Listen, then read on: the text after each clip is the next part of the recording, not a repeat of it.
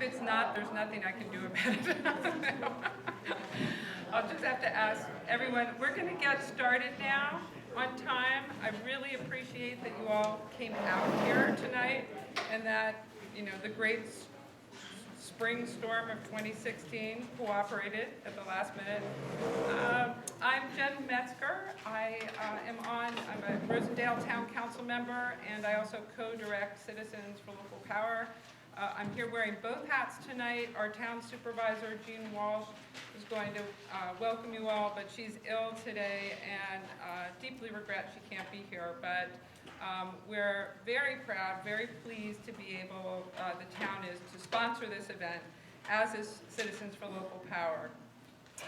I want to give some thanks to, there are many organizations that are co-sponsoring this event, as well as to the great panel of speakers we have, some of whom have traveled quite far, to all of you for attending, and just a special shout out of thanks to Amanda Jo Green, our county legislator and chair of the County Climate Smart Communities Committee, and Susan Gillespie, who's a member of that committee for Rosendale, and also president of the board of Citizens for Local Power. They did a lot of the work organizing this event. And we're videotaping this event tonight thanks to Mike Camargo. There's a lot of interest in this issue across the state right now. This is a statewide phenomenon, these solicitations, so we'll be able to share this information with others in other parts of the state.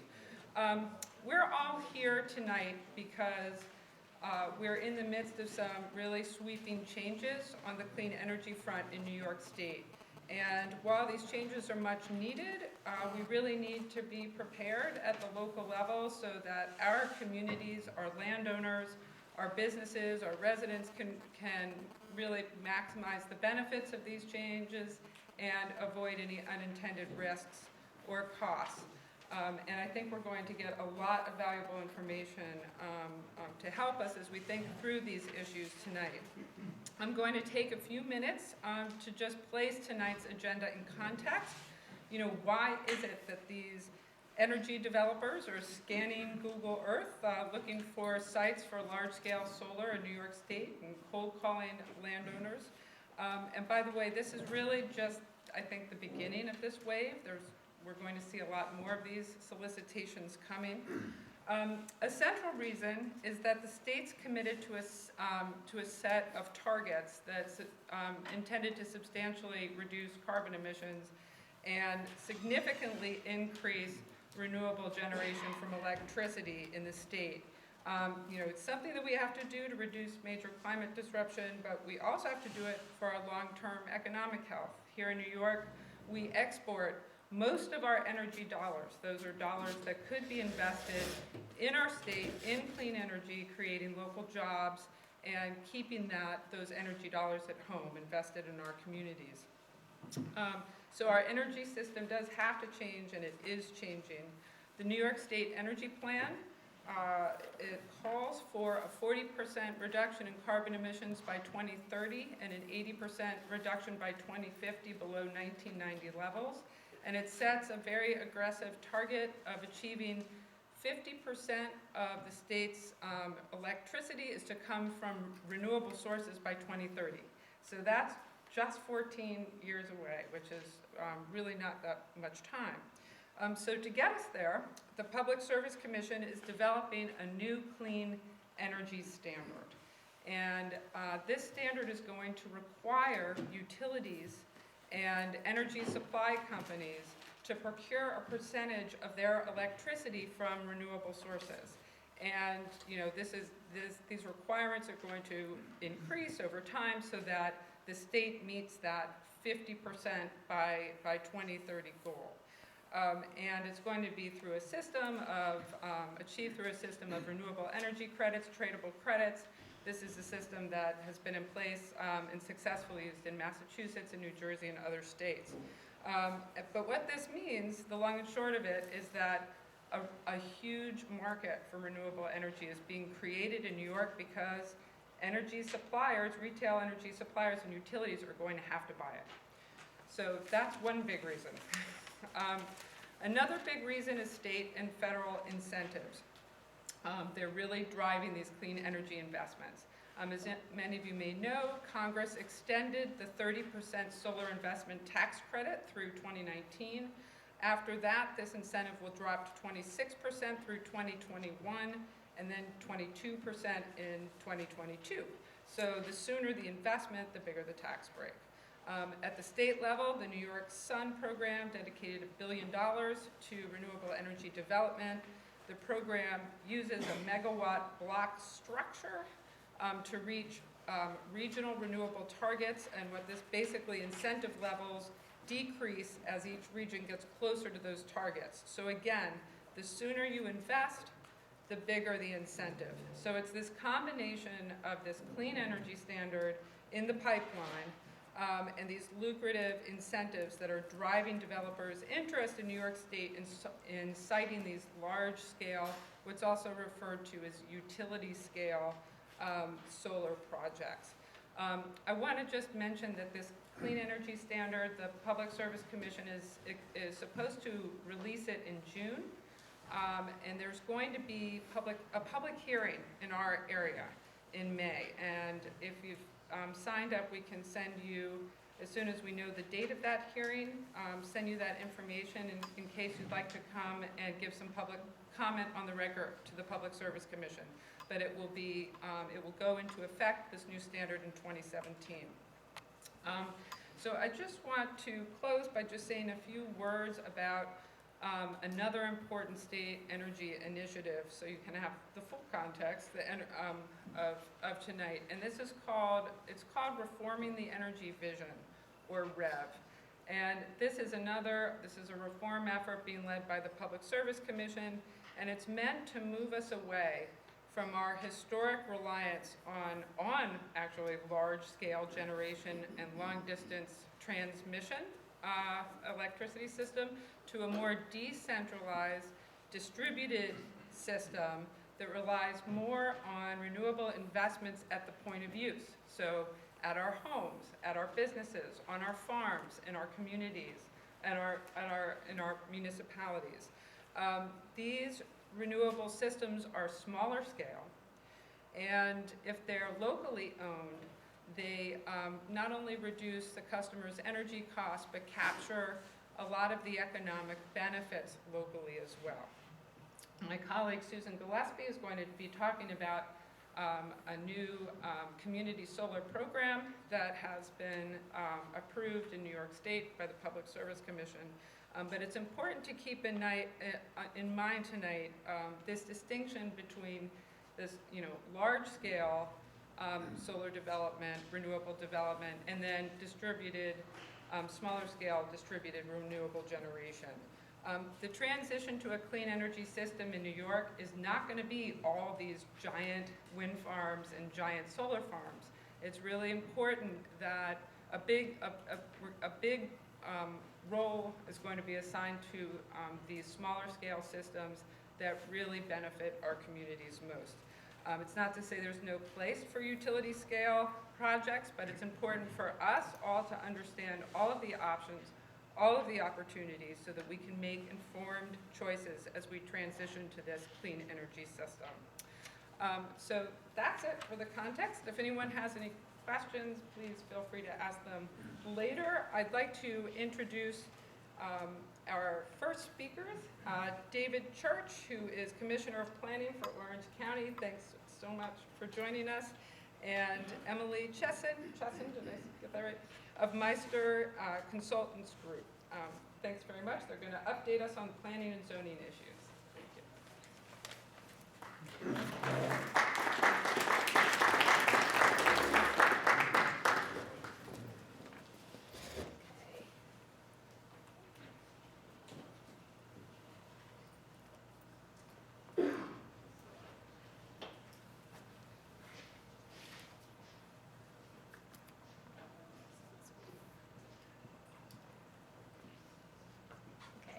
Bring this down a little bit for me.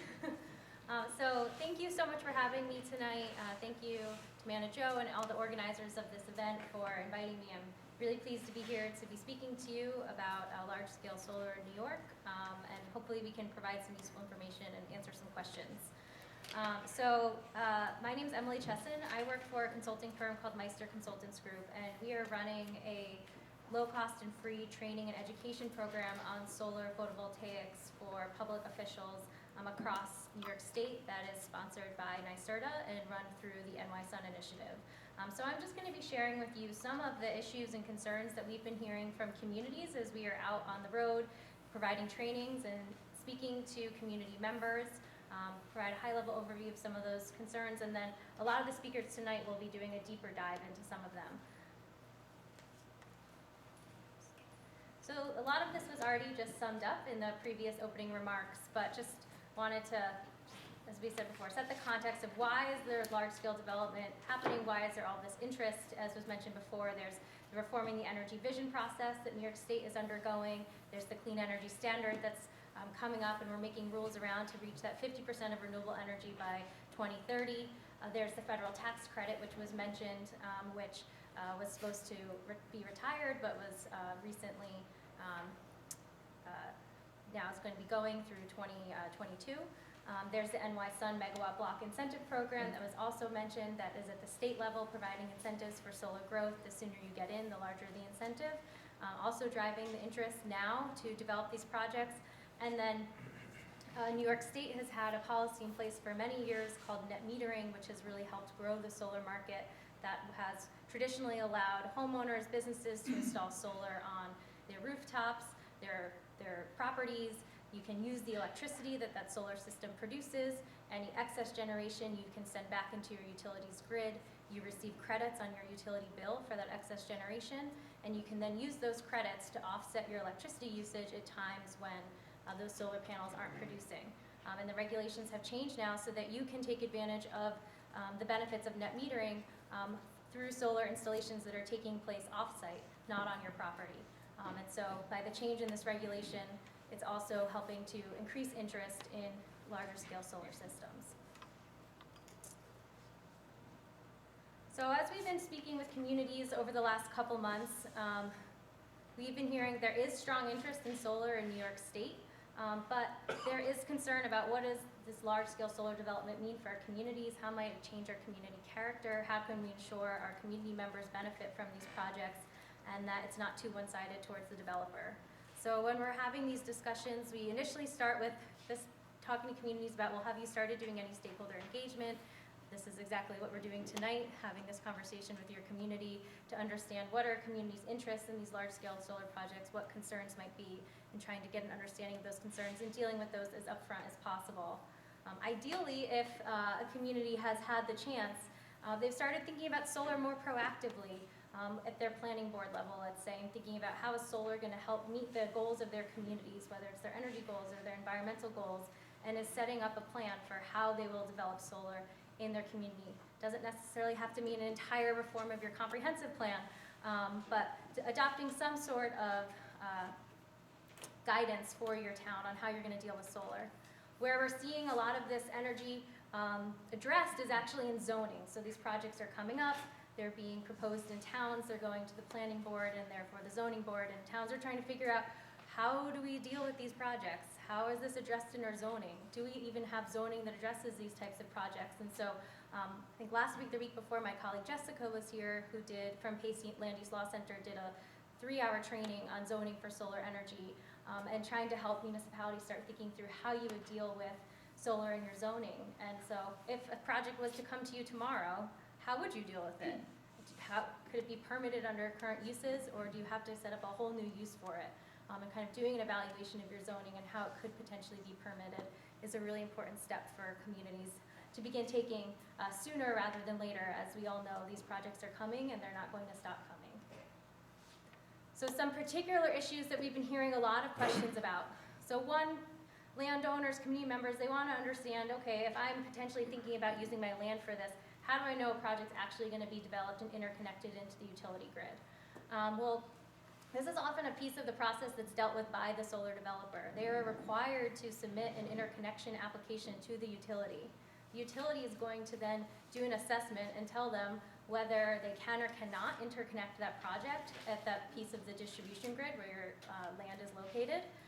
Or if they can interconnect, they're going to tell them, sure, yes, you can interconnect, or yes, you can interconnect, but there are all these costs that are going to be associated with interconnection because you need to upgrade this portion of the distribution grid in order to accommodate for these projects.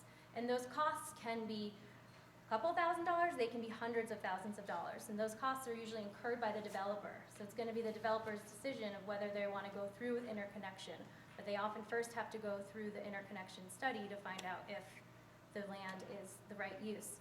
However, you can try to engage your local utility early on to see if you might have the right type of distribution equipment close to your piece of land that would make interconnection easier. Land lease provisions, that's going to be talked in depth tonight by some of the other panelists, so I won't go into that, but a lot of concern from localities about what are in these leases and is this fair to our landowners. Also related to property taxes and assessment status.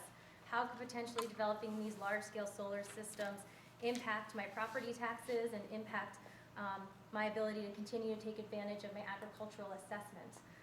We have an assessor with us today who's going to talk about this, so I won't go into in depth, but a lot of it will somewhat rely on where is that energy going to be used for that solar installation? Will it be used on-site on the farm, or is most of that generation going to be being used for off-site consumption? And then another area related to decommissioning and reclamation. So these projects have anywhere from 15 to 30-year or longer timeframes, but at some point they will either exhaust their useful life or that contract will come to an end and they need to be removed from that land. And so communities are concerned with how do you ensure those projects are removed. And so this is through the decommissioning plan and reclamation plan. I'll get into it in the next slide. And then finally, environmental review and environmental impacts. So what are the local environmental impacts of these projects and how are they dealt with through the Department of Environmental Conservation? What are potential seeker issues that they could trigger? So just high-level issues that we're hearing a lot of interest in. So just going back to the decommissioning, just to provide a little bit more information on this. So as I said before, these projects are going to be around for a while, but eventually they will need to be removed from the land where they have been developed. So how do you ensure this happens both as the landowner, but also as the jurisdiction where this property is being developed? So there should be a decommissioning provision in your land lease agreement. This will probably be discussed later on, that lays out the roles and responsibilities of removing those projects.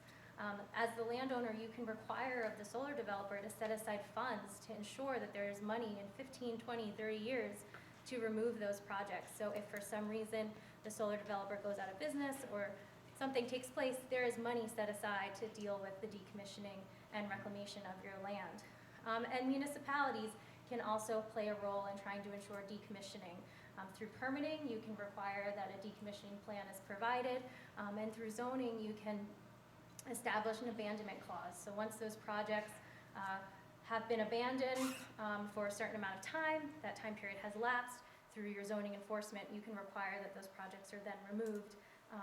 And so the municipality can play a role in ensuring the decommissioning and reclamation.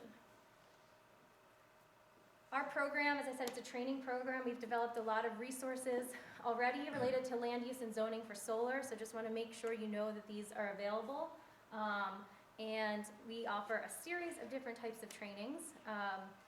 We have one on community distributed generation, which goes into some of the topics we're going to be talking about today. So if you're interested in bringing trainings to your community, please feel free to come talk to me after the presentation. And we have some trainings upcoming. We'll have one next week in Kingston on energy procurement for municipalities. So I think I probably went over my time, but here's just our website. Please go out, check it out. We have a lot of resources, and we're working with the state agencies to try to develop more to answer some of these questions. And so invite Dave to come up and talk about what's been going on in Orange County with zoning related to these projects.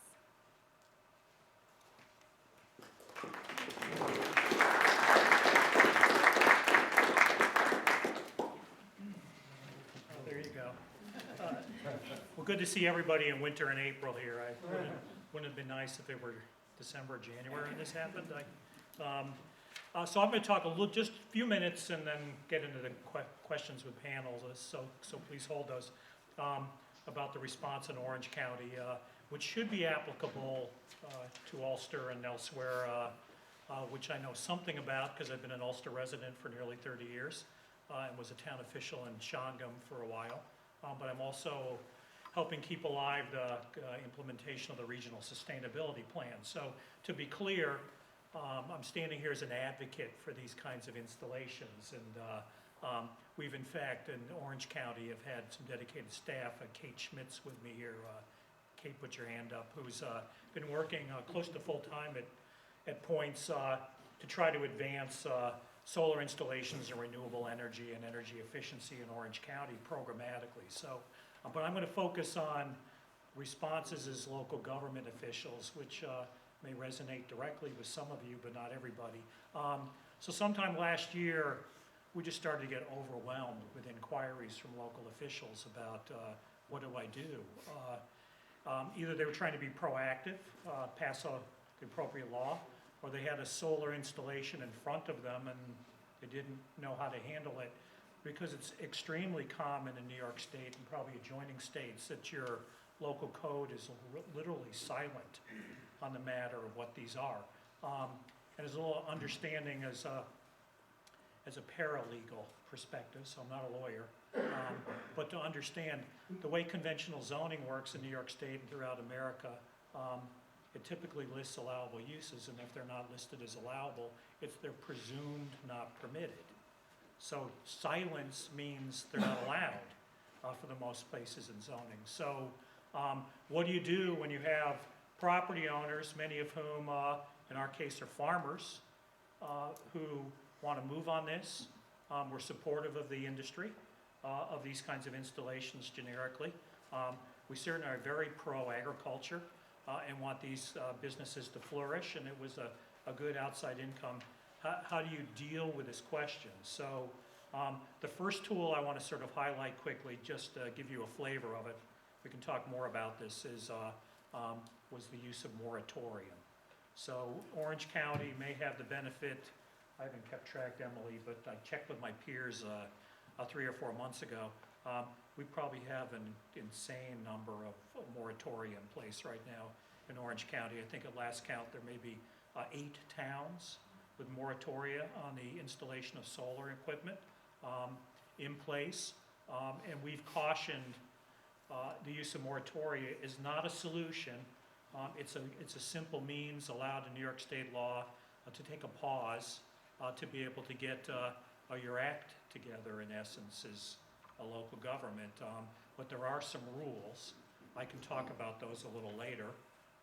We've particularly cautioned that most case law out there has made it quite clear that any moratoria much longer than 6 months is probably very challengeable. So go into that cautiously. I would strongly encourage, if you as local government or as a citizen activist think your town, village, or city should step up and pass a moratoria because you're not ready to deal with these things, there's an excellent tech memo posted by the New York State Department of State in the local government program. We've got all these things posted. I came in a little late, but we put together a quick tech memo. It's just 2 sides for people to get a sense of it. We posted everything I've referenced in the county planning department website, including links to the program that Emily's actively involved with as well. So that's important to understand. It's also important to understand New York State is an extremely, I would say, progressive state in what it allows local governments to do in terms of land use, both in policy and regulation. We've passed allowances for local government to do things that are still been debated for decades in other states. And to understand, land use regulation could arguably have its roots in access to solar energy. The first zoning codes in North America were really written about public health. And at the time, in the early part of the 1900s, it was presumed that access to quality light and water would solve all health problems. So almost all what we call enabling legislation that allows municipalities to do planning and zoning references the right to access light. So you will see that embedded throughout the codes and purpose statements, including in New York State. So I just randomly picked, I assume, because that's where most of the land is. I grabbed a reference to town law. So town law, section 263, the purposes stated in the New York State statute regarding the allowance to have zoning states that such regulations shall be made in accordance with a comprehensive plan, and it's designed to, and it lists a number of things, including to provide adequate light and air, and undue concentration of population, and to make provision for, so far as conditions may permit, the accommodation of solar energy systems and equipment and access to sunlight necessary. So understand you have a direct authorization in New York State to deal with these issues. So, so there's a strong freedom to develop these. Now, in New York State, arguably, you need to pass a policy if whether you're for or against something. So the presumption is that the majority of the folks in the room have a positive inclination towards solar installation at some level. There's a parallel to the debate we had 10, 15 years ago on wind power. It seems like a really good idea, but I'm not sure it's the best idea in this particular location. So you have a couple of approaches, but you do have to serve first embedded in New York State in policy, which is what we call the plan. Make some kind of preamble statement that can back up if you choose to regulate it. Now, regulation can come in a couple forms. You could actually regulate it to encourage solar installations and to establish a process by which you have to meet certain standards and criteria and then get approval. And I think Emily has talked about some of those. For instance, the decommissioning is a standard that you may want to address somehow when it's past its useful life, whatever those set of things are. A big issue that's been approached in Orange County is we have a fairly large number of what I'll refer to as special districts. Not the taxation ones, but historic districts, architectural review districts, scenic overlay districts, and there's been a lot of concern locally about how it relates to these kinds of special areas that have certain architectural or scenic resources. So we've been trying to address that as well. That may be the kind of provision that you want to address in your local code. Are there certain portions of your community where these installations need to meet certain standards, be they setback, be they some kind of screening, et cetera. So it's been an enormously important issue. The other is that because the farm community is many of you are, I assume, participants in the farm community, you're the owners of land. We've learned now that a lot of the robust marketplace demand for this and why people are trying to figure out how they get approvals is because of these mailings that apparently have gone out to owners of property, typically of 20 acres or more. In this region, particularly in Orange County, that's farmers for the most part. And they want to know, what are we supposed to do about this or not? I would caution that while it may make perfect financial sense, there may be site plan or jurisdictional issues related to that property on where you place the solar farm, how it's going to relate to your ongoing agricultural operation, where your access points are, including myself and my peers. I've talked to Dennis Doyle a little bit about it. The county planners are recommending a consideration of avoidance of prime agricultural soils for the placement of these facilities, which is a extremely important resource in our region that's limited, particularly in Ulster County. You don't have a lot of these prime agricultural soils that are mapped. Orange County fortunately has more than them, but they're still limited, so that's a caution. But to be aware, you have, as local government officials, you have strong latitude and significant ability. So you can take the streamline, endorsement, promotional incentive approach that clarifies how to get a permit, or stay completely out of it, which of course is the most exuberant approach to streamline and review, is you don't need a municipal permit. And it is something to consider because it still requires to some level building permits, which there's a model out there. The alternative is you could take a zoning approach that essentially provides for the protection of access to sun and light. and let the rest work itself out through the building permit process. So you're in a position where everybody's guaranteed access. In a sustainability sense, that means not just the applicant in front of you, but also the neighbors, and also in the future. So whatever installation happens, you need to ensure that not only that applicant in front of you, but also every neighbor in the future, and anybody who might do something otherwise that needs access to light and sun, is assured that they have equal opportunity in that. Ultimately, Orange County and some of my peers in the state have taken an approach where if you seek to get involved directly in the management and regulation of larger scale solar installations, we're asking for some consistency in that. There's a sort of beauty and depending on your perspective, particularly in the private sector, insanity in home rule, where every place has a different code. So we're hoping that there be some consistency in the approach that's taken. Soon, there'll be a model zoning code coming out of NYSERDA that, Emily, you may have helped work on. We're getting there. We couldn't wait in Orange County, so our tech memo, and I brought some copies if you're interested, refers to a model regulation developed at Columbia Law School that we, after doing some research and various codes that are out there, thought was a pretty good model. It hit most of the points. But stay tuned, and there's some really important points associated with that.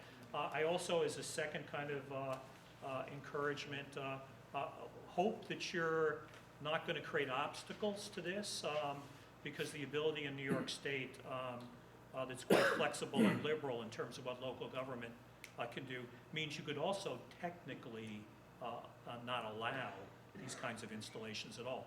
To my knowledge, in a quick survey late last year, there's no municipality in New York State that's prohibited large-scale solar installations across the board. We hope that never happens, but we do see that you want to sort of advance this, support the technology, but be smart about it in terms of location and design standards. So with that, I'll yield it to who's next. I'll introduce. Okay, thanks.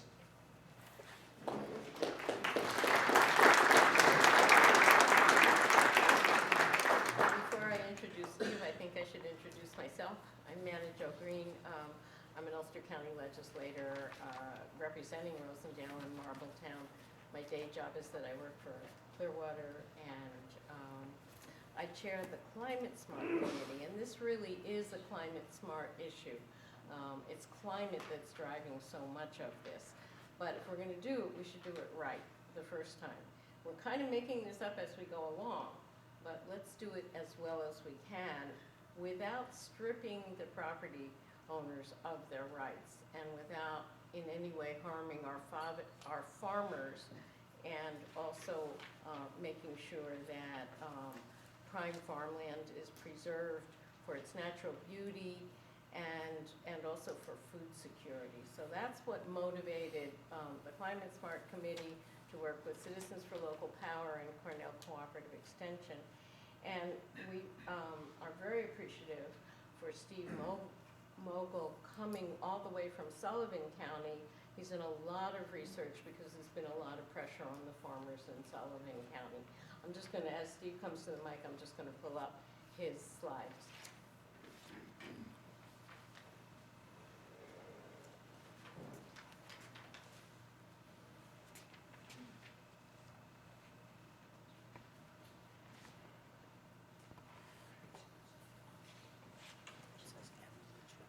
You can start.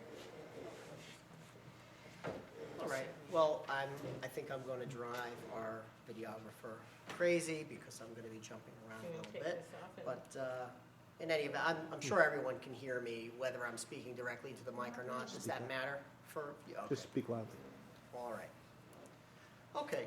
Well, I want to start off by saying what I'm going to talk about today is not a substitute for legal representation.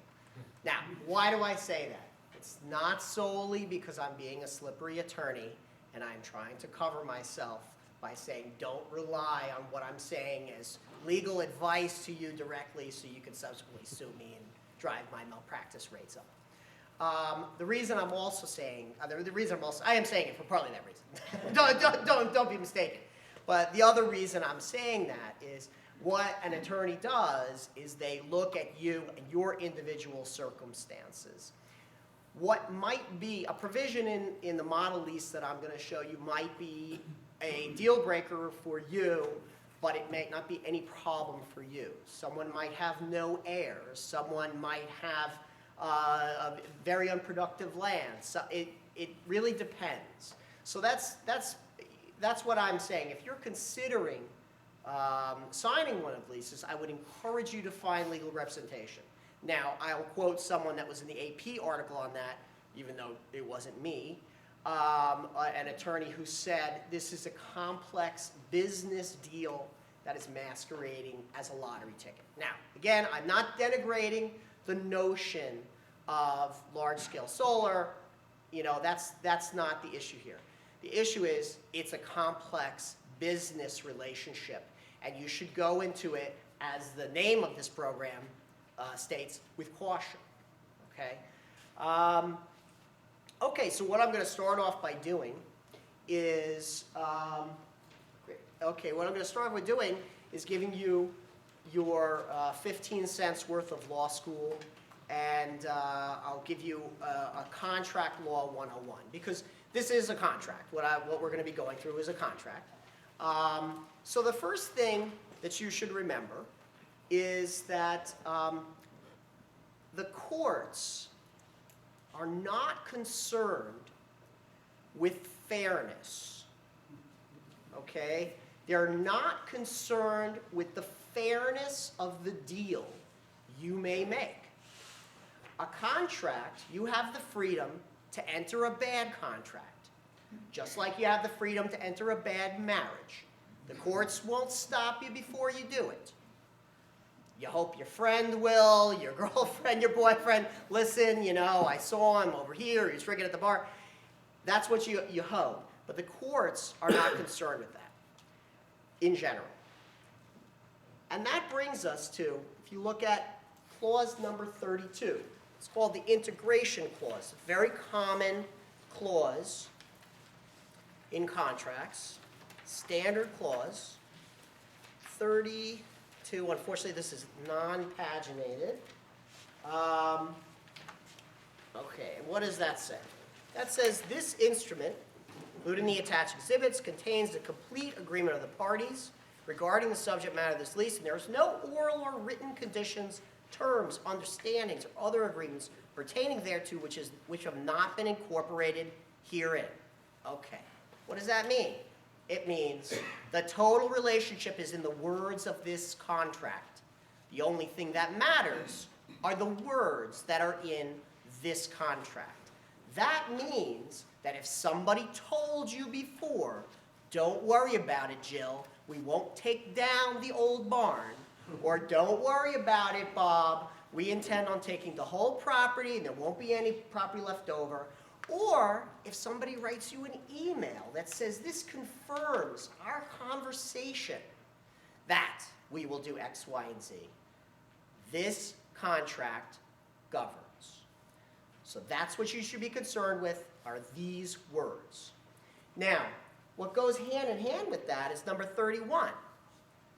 The terms of this lease shall not be amended, restated, changed, or otherwise modified except in a writing signed by the landlord, tenant, and any additional notice party. We'll forget about additional notice party at this moment. But what does that mean?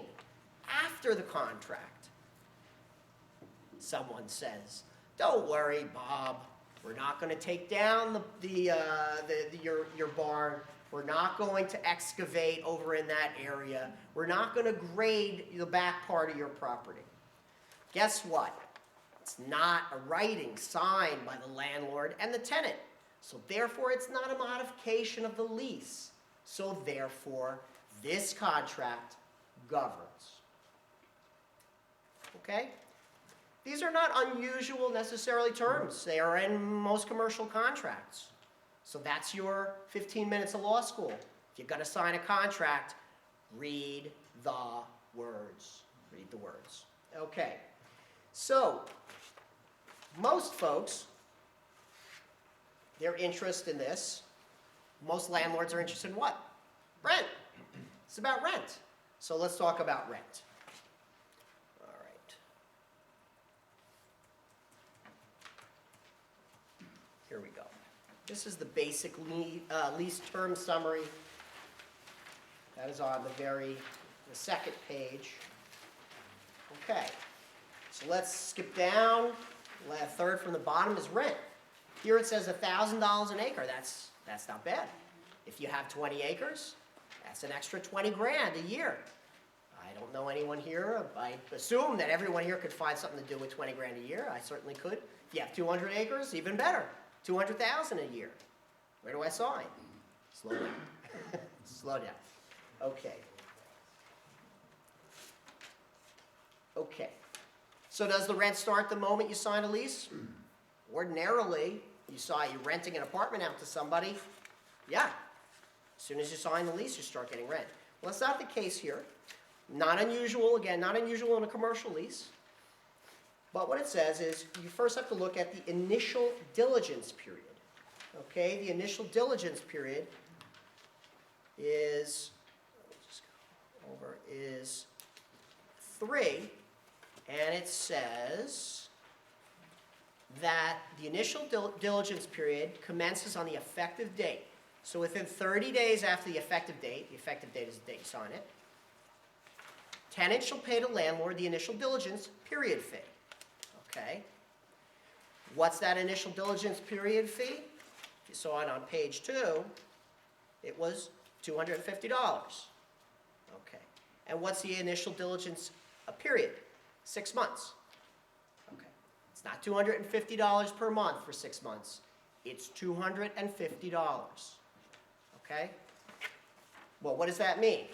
The diligence period is a period of time in which the company can visit the property, bring surveyors to the property, do the things that they're going to need to do to see whether it's financially, if it makes sense. If this is a property that's proper and fit to have a large-scale solar on it, they have to check to see if they're going to have any difficulties in terms of connection, zoning, etc. All right? For that period of time, though, the landowner in this lease would be getting $41.66 a month, $41.66 a month. During that 6-month period, the landlord may terminate that lease at any time. Okay? At any time. The tenant may not. Once the tenant signs this lease, the tenant is in. Okay, so 6 months. Well, take a look. I don't want to bore you with too much of the language, but if we look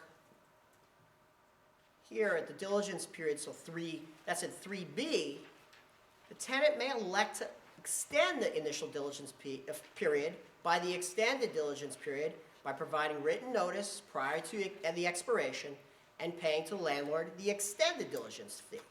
Okay? What's the extended diligence fee? On this lease, it's $1,800. The extended diligence period is 18 months. Okay. So the total period, the total diligence period, this is entirely within the discretion of the landlord, the tenant. Entirely within the discretion of the tenant. They can take 24 months, 2 years, to do their due diligence to determine if the property is suitable. And for that 2-year period, they will pay this tenant, this landlord, $2,050, which comes out to about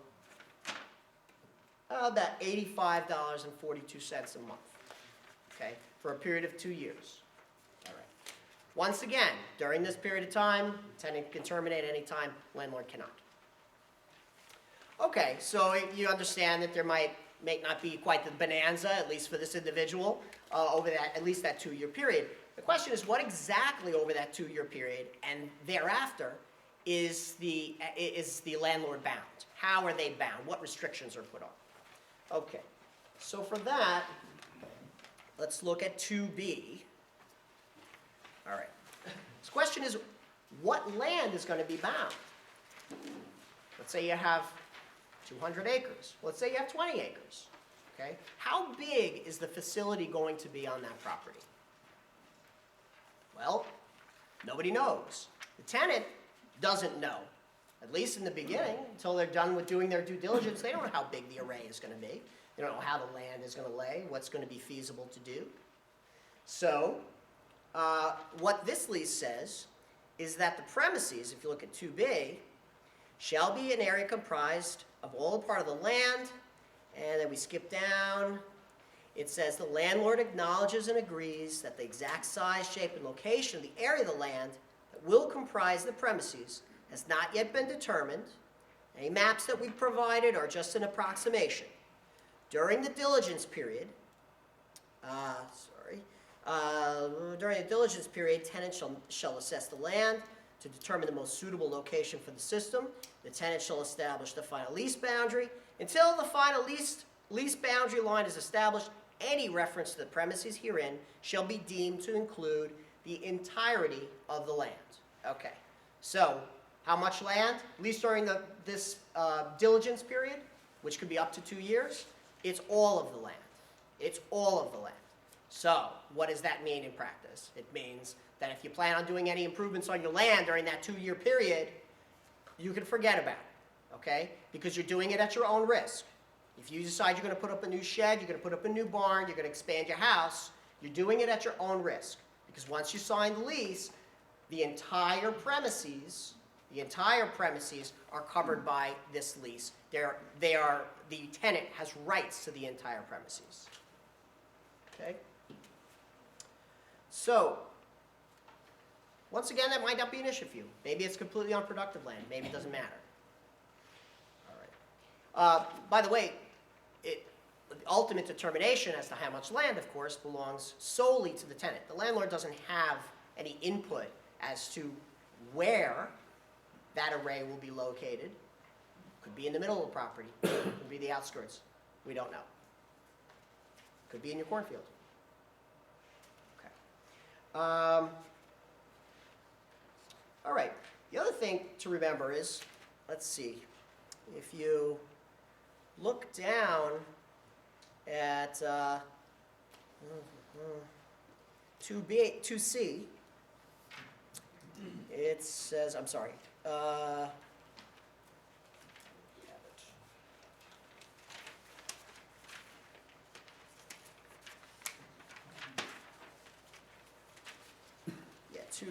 2C, okay. Landlord acknowledges and agrees, it's on the next page, right above 3. Landlord acknowledges and agrees that the final acreage of the premises as established by the survey may be less than the approximate acreage of the land set forth in the basic lease term summary, which would have the effect of reducing the rent payable on this lease. Well, you had 20 acres, they only want 10, well, you're not getting your $20,000 a year, you're getting your $10,000 a year. It's going to be reduced. Unfortunately, we're going to hold all the questions, I believe, to the end. All right. So,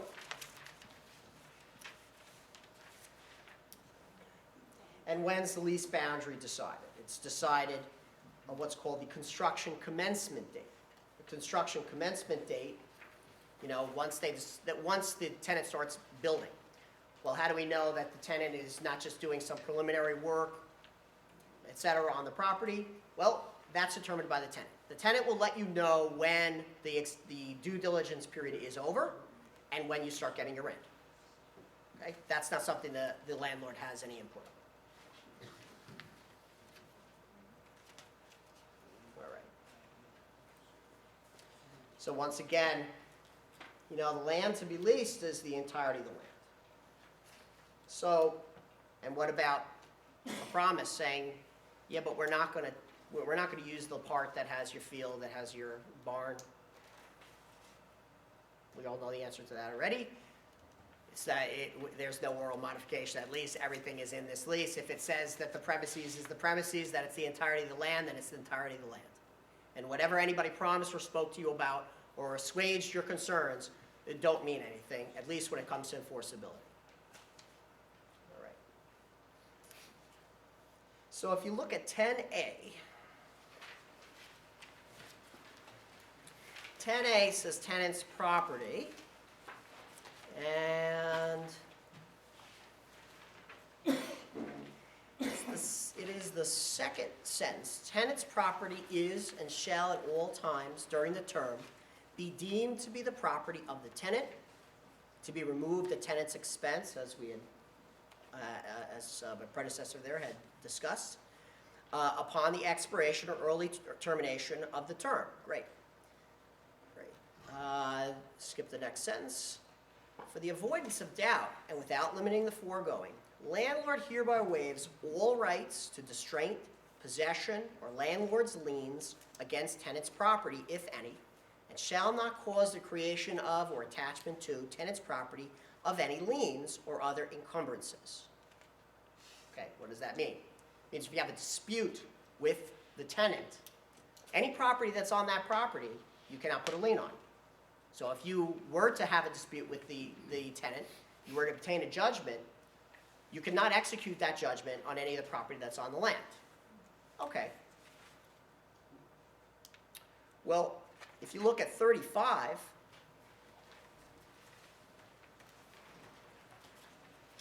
non-recourse.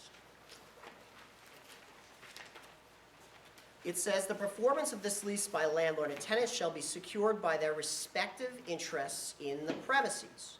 Except for such interest in the premises, neither the landlord's nor the tenant's property or assets, including without limitation tenant's property, shall be subject to levy, execution, or any other enforcement procedure in connection with the satisfaction of liability on the lease.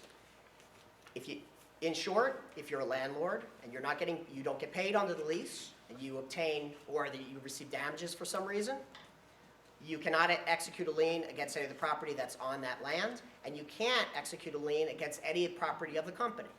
Okay, so what does that leave you with? It leaves you with executing against the value of a leasehold on your own land. That's it. Okay? I think that should be looked at in conjunction with 45E. That's it. 45E says either party can request arbitration of any matter in dispute under this lease.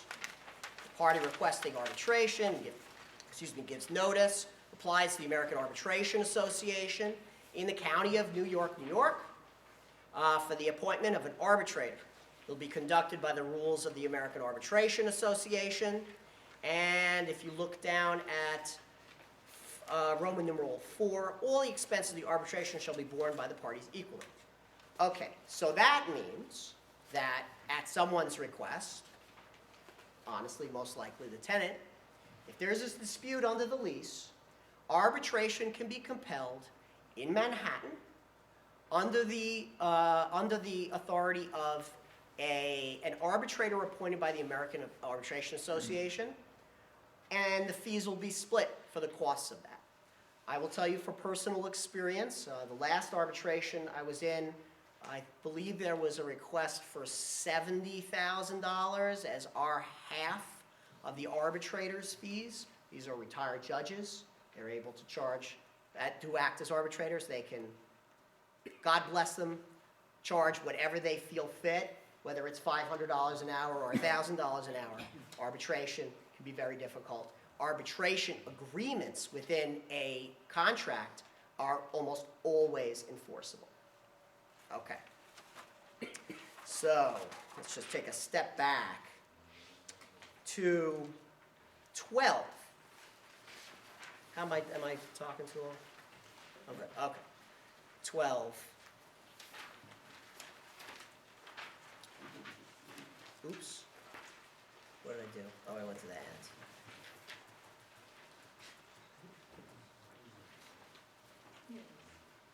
Okay. 12. All right, alterations and construction rights. Tenant may, at its expense and without the consent of landlord, remove and or alter any existing improvements on the premises and make any alterations, additions, improvements, and changes to the premises that the tenant deems reasonably necessary in the operation of its business and the intended use, including without limitation, installation of the system, fencing, security devices, and or signage, excavating, grading, leveling, or otherwise modifying the land, provided that such will be done in compliance with the law. Landlord, let's say the landlord will comply with that. And then we look at 13, the end of the term. Upon the expiration or termination of the term, tenant will remove their property and vacate the premises. The removal will be done in a manner that doesn't adversely affect the suitability of the premises for farming. The tenant shall leave the premises free of any conditions created by the tenant, which will present a current unreasonable risk of harm to the landlord, which is nice. There won't be a huge 40-foot pit. That won't be left there. Or members of the public. For the avoidance of doubt, tenants shall have no obligation to restore any improvements demolished and removed from the premises as permitted under Section 12, and shall not be required to replant any trees or farm crops removed in connection with the construction of the system. Okay, so what does that mean? That means if there's any structure on that property, it can be removed. Okay, it can be removed without the landlord's consent, and when the tenant leaves, it will not be put back. If the property is graded, if it's leveled, if the trees are leveled, if the crops are leveled, they will not be restored. They can be removed without the landlord's consent, and that's that. Okay? Once again, this may not be a problem for certain people. You might have very unproductive property. It may have nothing on it. But for many people who have structures, trees, crops, etc., that might be a big issue. One thing that was raised at some of the prior presentations I've attended is most likely a Roundup chemical or some other type of chemical is put on the area of the arrays in order to prevent, to make it easy for keeping weeds and other growth from really building up over the years. Over the period of terms of this lease, that could be a real issue in terms of putting that much pesticide. Herbicide. And the reason you would think that is if you look at the ground lease summary, where it says the term of the lease, okay? So the initial term of the lease here is 246 calendar months, which is 20 and a half years. Okay. The renewal terms are for 5 years each, 4 renewal terms. So this is a 40 and a half year lease. Just so you know, without going to that section, the renewal terms, the tenant has an absolute right to exercise their right for those renewal terms. Those renewal terms, the landlord does not have any ability to say, you know what, 20 and a half years is long enough. Okay? That's in the sole discretion of the tenant. Okay, let's just look at 14A.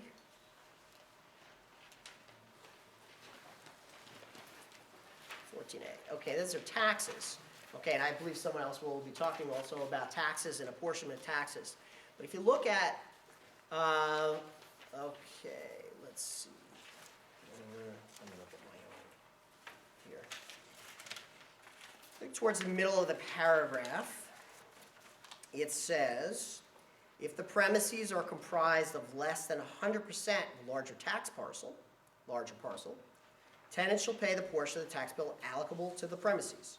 Such portion, tenant's portion, which portion shall bear the same relationship to the total tax bill as the premises bears to the larger parcel. Okay, so as we said before, just like with the rent, if you have a 20-acre parcel, the tenant only is taking 10, so they're only paying taxes on that 10. Makes sense.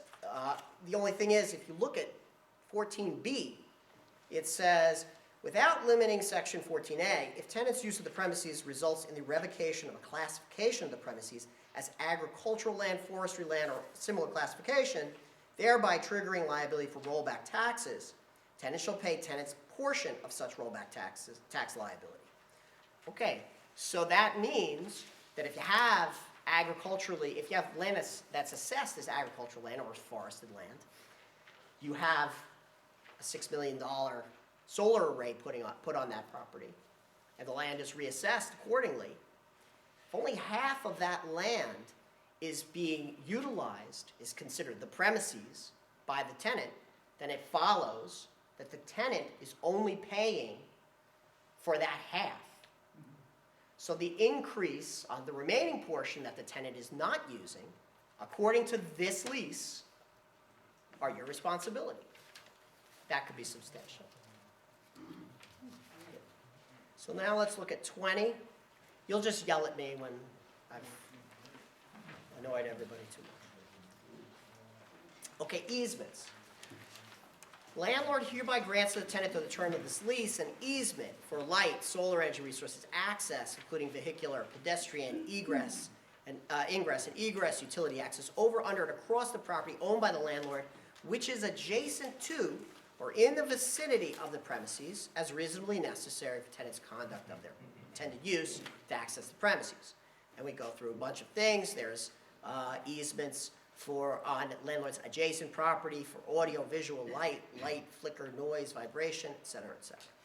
Okay, what does that mean? Well, a lot of folks have multiple parcels. So let's say you have a 10 acre and a 10 acre. Okay, you've got one parcel that's being leased. There are easements across the adjacent parcel for ingress and egress, driving in and out. Where are they? Nobody knows. They're not set forth, and this lease doesn't provide that all of the easements on any adjacent parcel have to be delineated before you enter the lease. So what that means is you're going to have a really hard time selling an adjacent parcel, because a potential buyer is going to say, there are easements across this. I'd like to build a house on this parcel. I'd like to use it for some purpose. Well, you run the risk, if there's an undefined easement across that property, of putting your house, your building, or your use right smack and dab in the middle of an easement that the tenant wants to use. Okay, 24A. Okay, landlord, let's see. Covenants, sorry.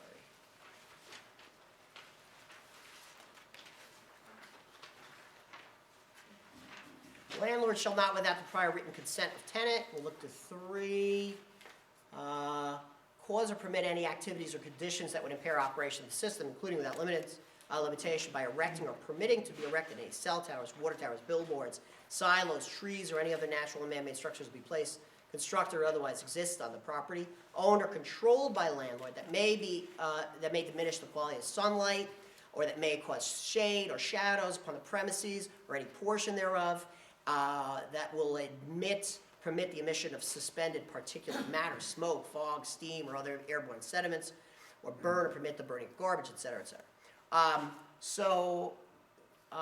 Again, might not be an issue for one individual, but if you have an adjacent parcel and it has an old silo on it, that's causing shade across a solar array. Well, it needs to come down. And as we learned from earlier on the lease, it's not coming back up again. There'll be no compensation for it. Okay?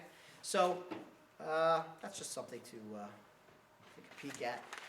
This is, if you look at 16D,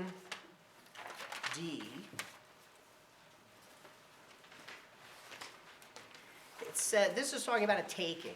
Okay, so for those of you who don't know, there's the process of eminent domain, in which government for public purposes can take property, and according to the Constitution has to provide compensation to the owner.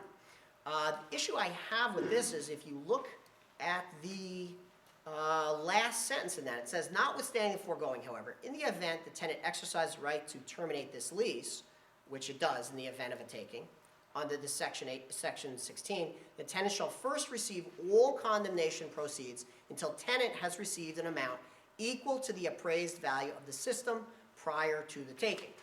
So what that tells me is if there is a taking, not necessarily a likely event, but if there is a taking, tenant gets it all first. If there's anything left over after they receive their appraised value of their system, then you'll get what's left over. Or the landlord will get what's left over. Okay. let's look at 40 and 41, and then trapped up. 40 is a first right of refusal. Also,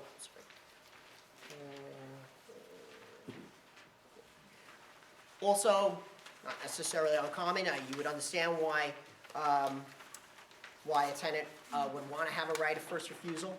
The only issue would be, if you read the right of first refusal, if you're an owner and you want to convey the property, let's say, to your children, the tenant can exercise that right of first refusal. If it's a purchase. So if you want to, it's not uncommon, a family wants to provide the farm to the next generation, but they want to be paid something for it. If you're going to do that, that right of first refusal comes into play, and the tenant would have the right to purchase the property under the same terms and conditions as you offered a bona fide purchaser. So that would mean your kids. Whatever you offer them, the tenant can purchase the property under those same terms and conditions. Again, if you don't have heirs, if you have no intention of conveying the property in that way, maybe that's not an issue.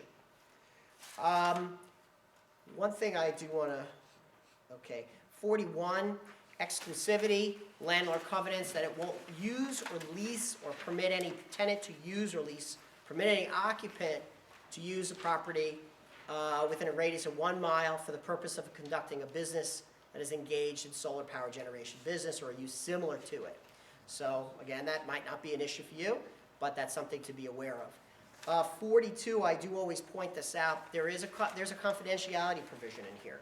I have had people after these presentations come to me to tell me that they have already signed leases and they wanted to talk about it, and I had to advise them that they're not allowed to talk about the terms and conditions of the lease. That's not permitted, and that could subject to them to all sorts of penalties. And 43 is that I'm just wrapping up, right? 43 is attorney's fees. If there's a dispute, the prevailing party gets their attorney's fees. Something to be considered. Again, it's not a totally unusual provision, but it's something else to consider. Okay, I think. Great, thank you. Thank you.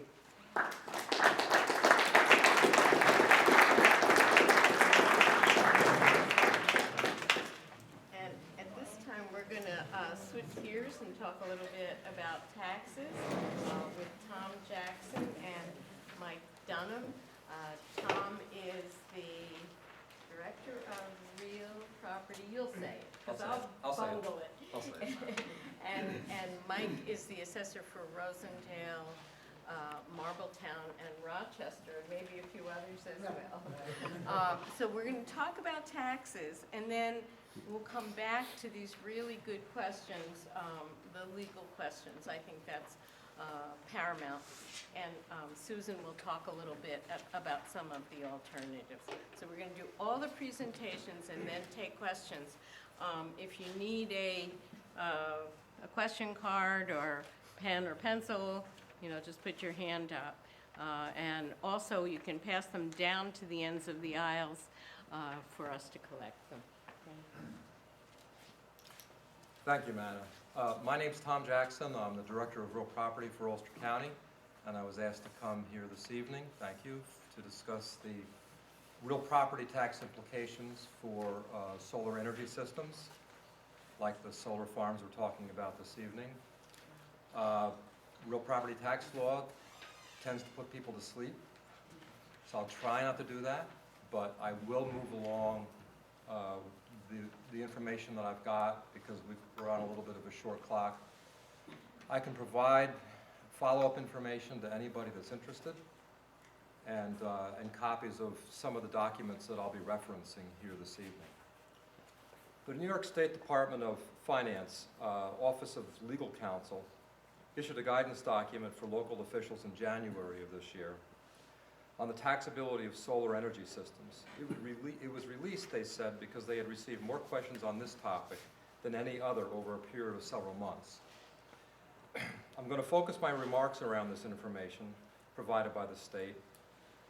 So I should say up front that they qualify their opinions as purely advisory, as Steve did, and recommend that local officials consult their municipal attorneys for definitive legal action.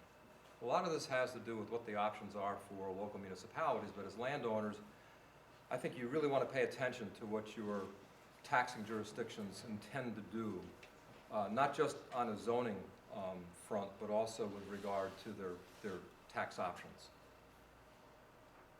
A privately owned solar energy system is real property once it has been permanently affixed to land or a structure, and as such, it is taxable unless it qualifies for and is granted an exemption by the assessor. However, if a solar system is placed on public property, including wholly exempt properties such as those used for religious, educational, charitable purposes, and the energy produced is for consumption by the public or wholly exempt entity, it is not taxable. Similarly, if a solar system is part of a farm operation and does not produce more than 110% of the farm's anticipated electrical needs, it is considered to be on-farm equipment and is not taxable. So other than those two general exemptions or exceptions, it is taxable, and you should look to your agreements to see how those taxes are to be paid, who's responsible for paying them and under what circumstances. Real property tax law section 487 provides an exemption that applies specifically to solar energy systems as well as wind power systems and farm waste systems. It provides a 15-year tax exemption for the increase in value resulting from the installation of a qualifying system. I should point out that this exemption does not apply to special district taxes such as fire and library districts. Therefore, a tax bill will be generated for those taxing jurisdictions. And again, look to your agreement to see who's responsible for paying them. Michael Dunham will be covering the exemption application process as well as the valuation of solar systems and the potential for agricultural assessment conversion payments under Ag and Markets Law, sections 305 and 306. I will continue to cover options available to counties, towns, cities, villages, and school districts, otherwise known as taxing jurisdictions, under the exemption law. The local option that's attached to section 487 is structured as an opt-out, not an opt-in. That means that the exemption is automatically in effect within each taxing jurisdiction unless it has adopted a local law, ordinance, or resolution providing that the exemption shall not be available therein. In taxing jurisdictions that have taken no action one way or the other, the exemption is in effect. Each taxing jurisdiction may decide for itself whether to opt out of the exemption. So for instance, if only the town opts out of the exemption would still be in effect for county and school district taxes. If a taxing jurisdiction does opt out of the exemption, it cannot retroactively disallow the exemption to energy systems where construction had begun before the effective date of the local law. Where a system constructed had begun before that date, it is not impacted by the opt-out and it is entitled to the exemption. The construction of a solar energy system is deemed to have begun upon the full execution of a contract or interconnection agreement with the utility or upon the payment of any required deposit thereunder. The owner or developer of a solar energy system must give written notice to the appropriate taxing jurisdictions where such a contract or agreement is executed. A taxing jurisdiction may not opt out of the exemption for commercial solar farms while leaving it in place for solar equipment on residential property. So it's across the board, opt out or nothing. Each taxing jurisdiction that does not opt out of the exemption has the option to require the owners of such systems to enter into contracts to make payments in lieu of taxes or pilots. The pilot amounts negotiated or imposed may not exceed the taxes that would have been payable if the property were taxable, and pilot payments may not be required for more than 15 years. Section 487 appears to allow, or at least it doesn't disallow, a taxing jurisdiction to structure a pilot agreement to require the owner of a solar energy system to provide the taxing jurisdiction with energy at a discounted rate. However the pilot agreement is structured, the annual obligation imposed upon the owner may not exceed the taxes that would have been payable if not for the exemption. A taxing jurisdiction that has not opted out of Section 487 exemption may need to take action to preserve its right to collect pilots on an exempt property if an owner or developer notifies a taxing jurisdiction in writing that it intends to construct a solar system, then within 60 days of receiving the notice of intent, the taxing jurisdiction must notify that owner or developer that it intends to require it to enter into a pilot agreement. So that was a lot of stuff. A lot of that's for municipalities. But again, I would recommend that you pay attention to how your municipality responds to both the zoning issues and also the tax exemption issues. Thank you.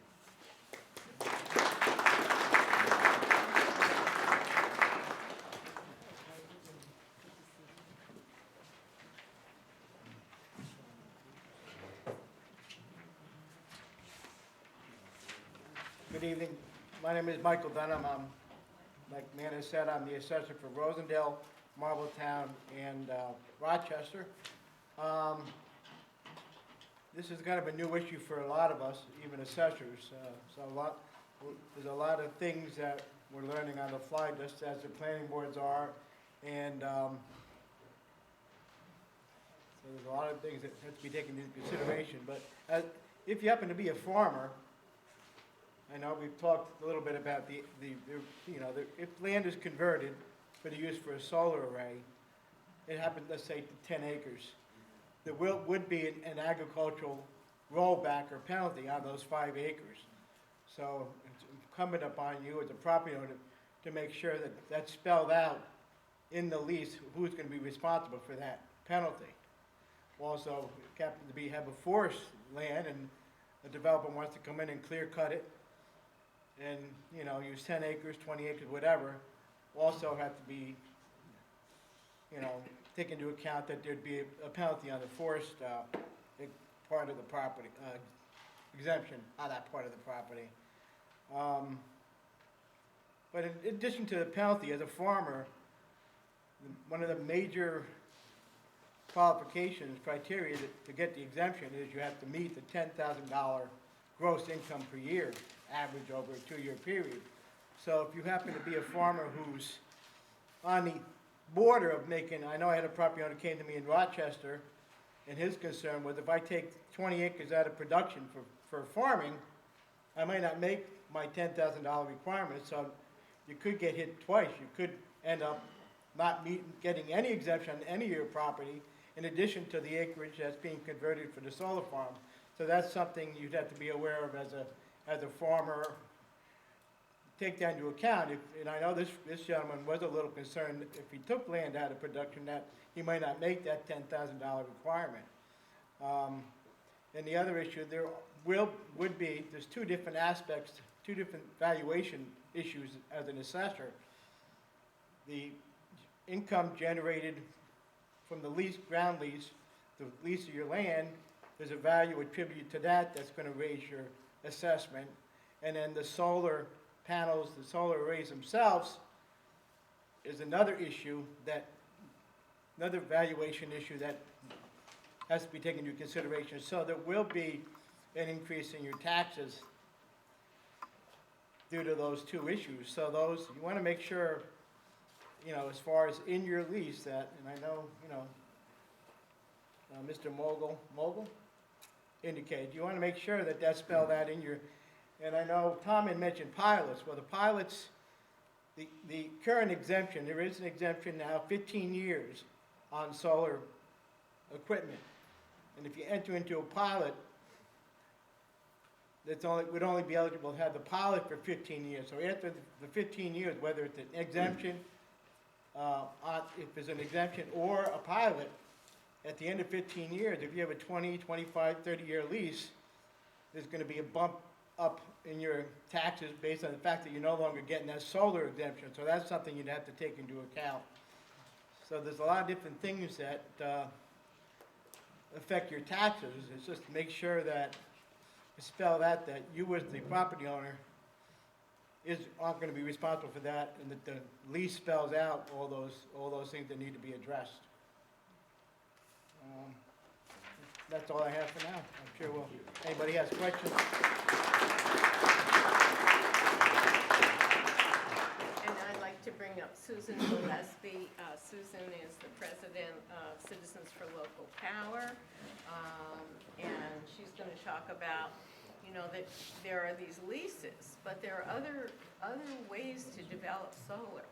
I think most people in this room strongly believe that it's important to scale up renewable energy. But just to have somebody come in and offer a lease and not look at other options would be a big mistake. So Susan's going to touch on a few of those.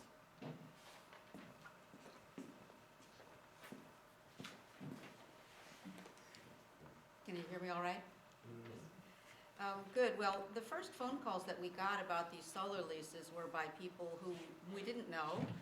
They found our number on our website, Citizens for Local Power, and called up to find out, whether this is something they should be thinking about or not.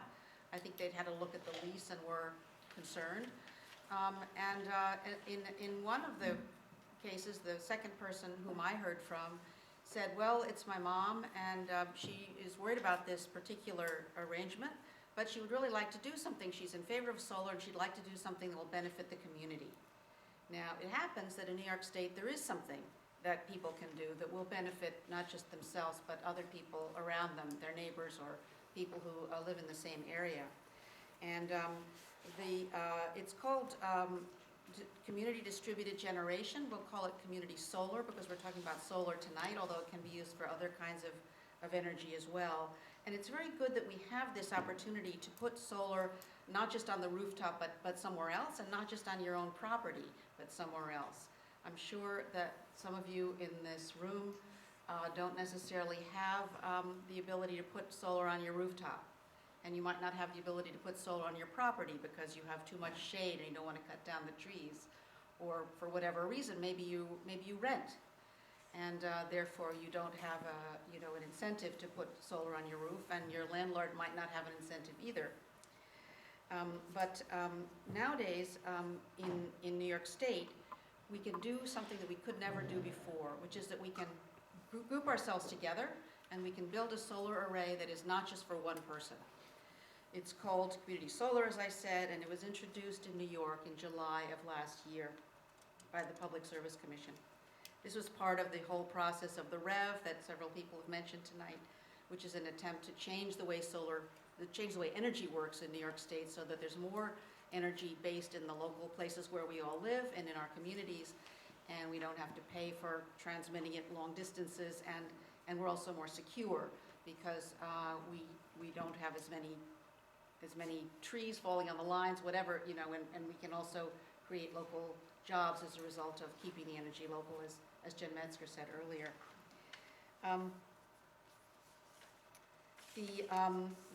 The thing about community solar is that it creates a way for everyone to get involved.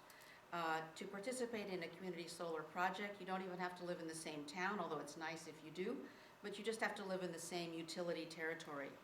And if you join a community solar project as a member, you can take it with you as long as you stay within the same utility territory. So if you and I and some other people do a community solar project together, perhaps on your land or on someplace else, we don't have to worry about leaving it behind if we sell our house, for example, or if we're renters, if we move to a different house, we can take we can still be a member of this project and still have the benefits of it. The basis on which it's possible to do this is net metering. That was also described earlier this evening, which means that if you are having a solar array and it produces energy not all the time, it goes into the grid so that you can use it when the sun shines, and when the sun doesn't shine, obviously you don't use it. Well, that evens out over the course of a year, and you can use as much energy as 110% of your bill.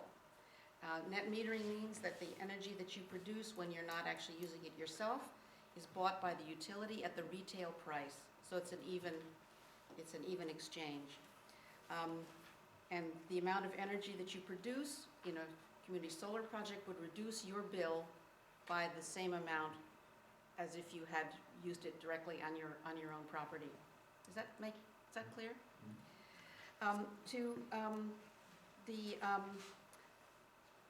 This is a new project, and I'm going to tell you some of the basic facts about how it works, but I also want to say that it's very experimental at the moment in New York. There are no community solar projects yet in New York. They do exist in a number of other states. And at the moment, Citizens for Local Power is part of a statewide group of energy, people interested in energy reform.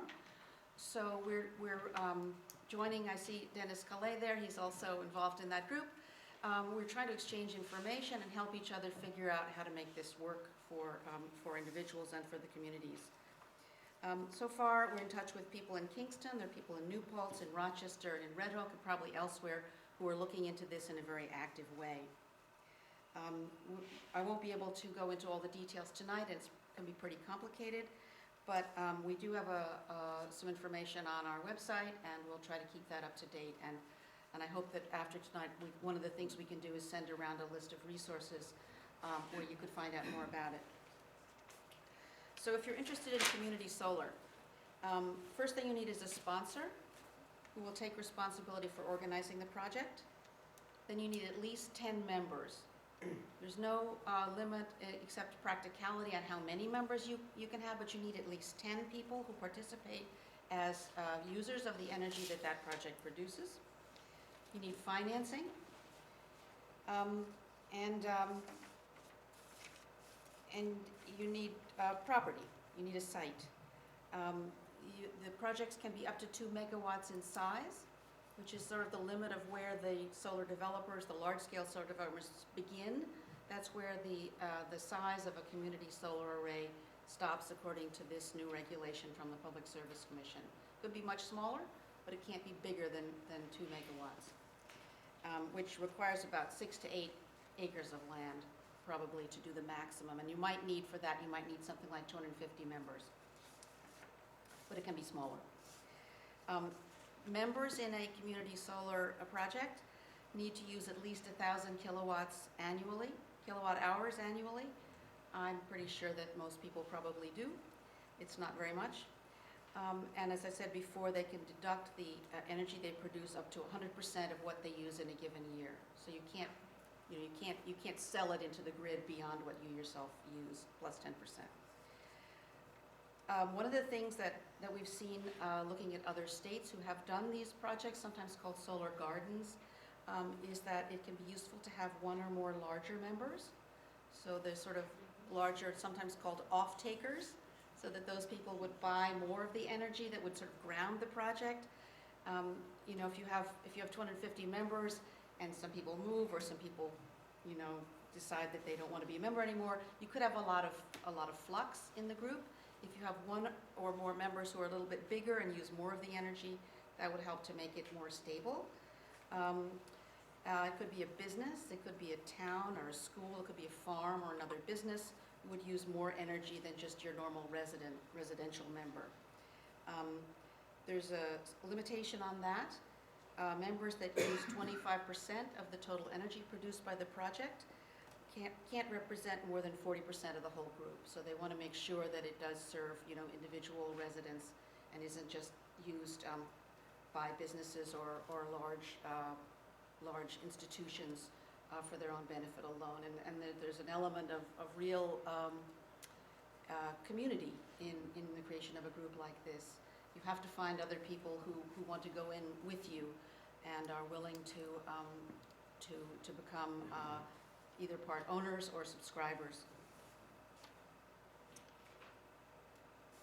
There's a special provision in this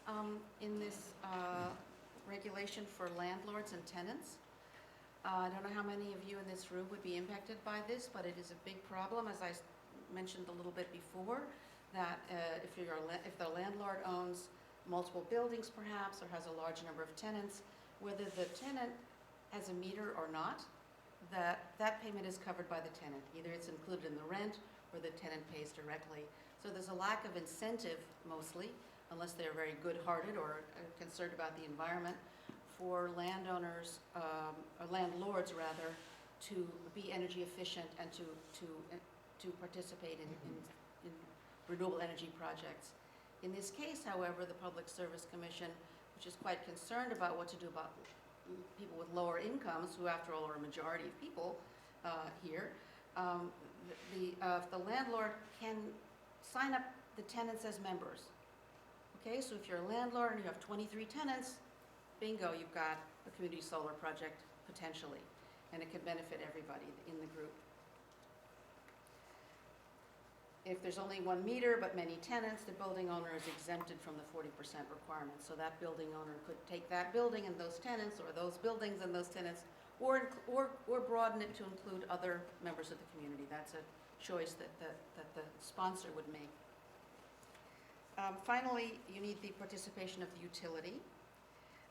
The utility has to connect the project to the grid, and the utility is the entity that will send bills to the customers reflecting the solar power that's produced. Currently in New York, the utilities are not allowed to host community solar projects. They are allowed in some states, but not in New York. We think that's a good thing. They can actually in some very restricted circumstances, but basically it's very limited. And Central Hudson did have a community solar proposal on its website and had made some announcements about it. You might have seen that. We don't think it's community solar if it's owned by the utility. We think it's community solar if it's owned by the members of the community. But Central Hudson did then, I think they had a rather negative response, not only from us, but also from the Public Service Commission, and they have now withdrawn that proposal. As far as the site is concerned, we've heard a lot about what kinds of decisions a community might make, a town or municipal government might make about what kind of project, what kind of site is suitable. We think probably it shouldn't be forested or prime agricultural land. It would help if it's located close to a 3-phase distribution line. That makes it cheaper, easier to connect. Or a substation. Some of the municipalities have sites that they could use for creating a municipal solar project. I know that several municipalities are actually currently looking into this. The question then about if you have a sponsor, perhaps a business or an NGO, it could also be a town, or a group of individuals. You need to find the funding for this, and this is where I think a lot of groups are struggling or beginning to search out different possibilities, maybe banks or investors, but or that perhaps deal with the developer. But one of the things that everyone would want to look out for is to have someone in the mix there who can take advantage of the federal tax incentive, right? Because that's going to take 30% off the cost of the project. So that could be a bank that lends the money and then owns it for a while and flips the project. There are different ways to think about that, and I don't know enough, and I don't think we have time tonight to really go into that, but as I said, there are people throughout the state who are looking into doing this in their own communities, and I think we'll learn from them and perhaps from some of you as we go along and make this into a reality. Members can also finance the project themselves, or you can find individual investors. There are people in New York City who are living in co-ops, who are looking into doing it as a co-op. That's also an arrangement that can work for other people. If you form a co-op, the co-op could be the owner, for example, and the sponsor. And there's some people who are thinking about crowdfunding. Now, you can do that on the internet with some issues perhaps about securities laws. Or you might find individuals who wanted to do something like this and invest in a way that would really benefit their community. We might have such people in this area who would be interested in doing it partly as a sort of philanthropic gesture, but one that would also bring in some income to them and would serve their community. I'll leave it there for now. We will be trying to gather and distribute more information about this as different projects get up and going. I think we'll be learning from the early adapters in the state. We can also learn from people in other states like Massachusetts, which is nearby, and where they have some active projects. And finally, one final note, which is that the reason that the Public Service Commission calls it community distributed generation, which is a mouthful, and not community solar, is because it doesn't have to be solar. It could be fuel cells, it could be wind, it could be hydro, it could be biogas. It's something that, a wonderful opportunity for New Yorkers, and I hope we see some projects here in the area. Thank you.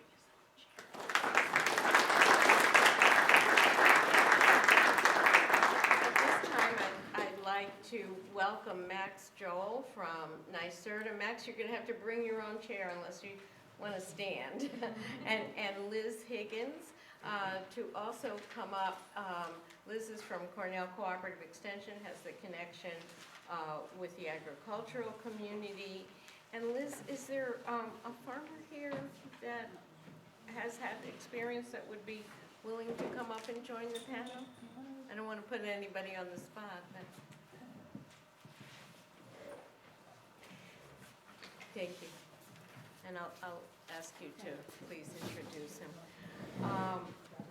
So we already have some questions, and to expedite the question session, so we get out reasonably on time, a lot of the initial questions were, thank you, for Steve Mogul, and they were legal questions, starting with, and actually this might relate a little bit to what Dave Church said too.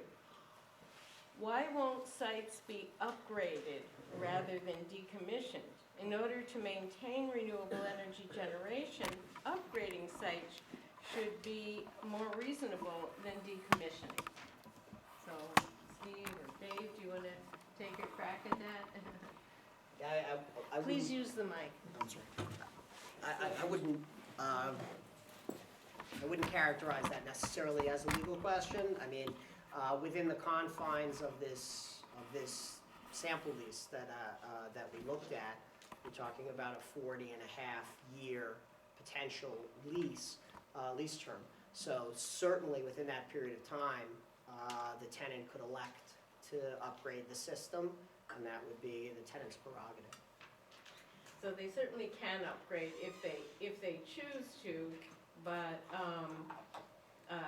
I think the point of what you both said was to make people aware that right now, if it's not in the lease, the issue of decommissioning would fall to the landlord, to the property owner. So it was really more of a warning. And also the technology could change a lot in the next 40 years, but just to make sure that you're aware of this issue. Another legal question,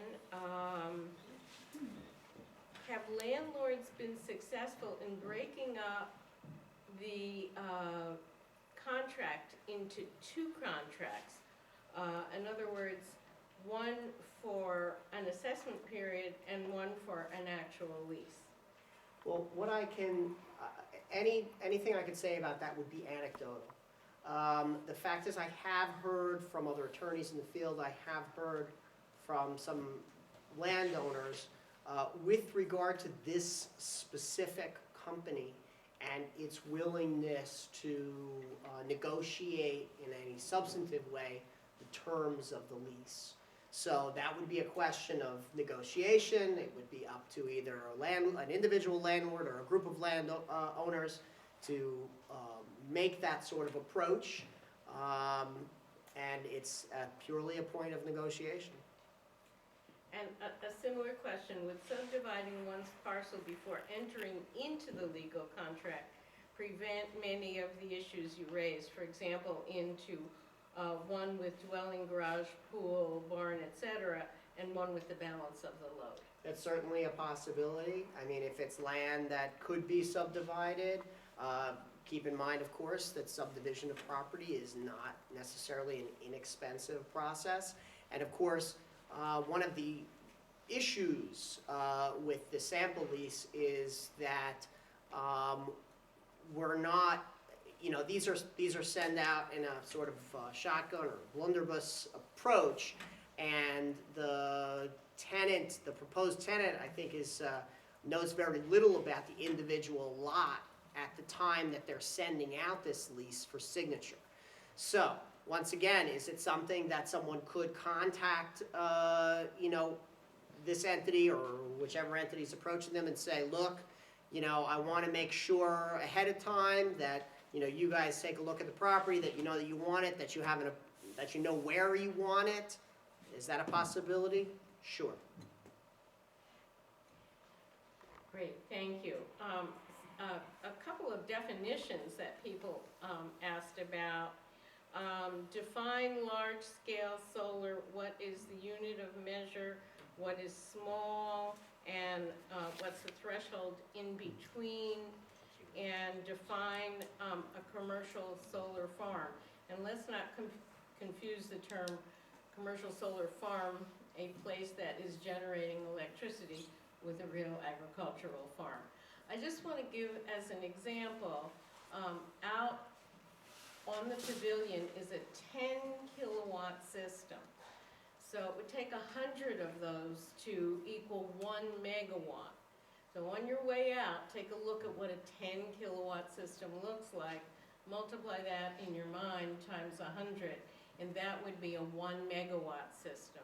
The small systems are anything from, on a home, it could be as little as 3 kilowatts or 5 or 10 kilowatts, 12. But the community solar is up to 2 megawatts.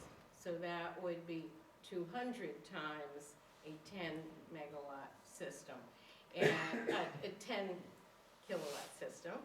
And then anything more than 2 megawatts is considered an industrial scale or a large-scale solar system. And if anybody wants to correct me, but that's my understanding.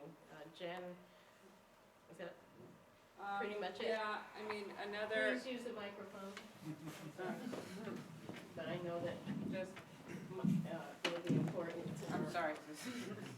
Just another distinction is whether it's just entirely feeding, going right onto the grid, or whether it's being used on site. I mean, you could have a municipal load that's very large, and if, you know, and so it's a little hard to make the distinction by size, but the kind of like solar farms, these large-scale solar farms, you know, they're typically covering, you know, under 100 acres of land. They could be, you know, 20 acres, 50 acres, 60 acres. The largest solar farm in the Northeast is on Long Island. It covers 200 acres. I think its nameplate capacity is 36 megawatts. 34. Is it 34? Okay. And I think the rule of thumb is, I have it in my notes. I have to go check. But about 200 single-family residents could be served by 1 megawatt. So you can think about it that way. Okay, assessment questions. Oh, I'm sorry. I was just going to reiterate Emily. what was said about the system sizes. So that's a question we've been getting from a lot of communities. What is large, what is small, what is medium? And so there's different ways you can define it. And one of the guidances that we've been giving is related to energy usage. Is it being used for primarily on-site consumption or off-site consumption? And that can then be a way that, like in particularly in your zoning, how you govern how a project is dealt with. If it's on-site, maybe it has certain rules that are applicable to it, off-site, other rules. And New York State, the way the megawatt block incentive is set up, there's different project size classifications for that incentive. So that's another way you can look at project sizes, depending if they're residential, small scale to larger scale. And in New York, the maximum amount right now that can be interconnected to the grid from one project is 2 megawatts. But what developers can do is they have to make sure that they have parceled out the land into 2 megawatt slices. So you can end up having one developer that has 5 2 megawatt projects to equal 10 megawatts, all under the same developer that are strung together to then provide a larger solar facility, but they're going to be, they have to be interconnected as 5 different facilities in order to take advantage of the net metering and that community net metering.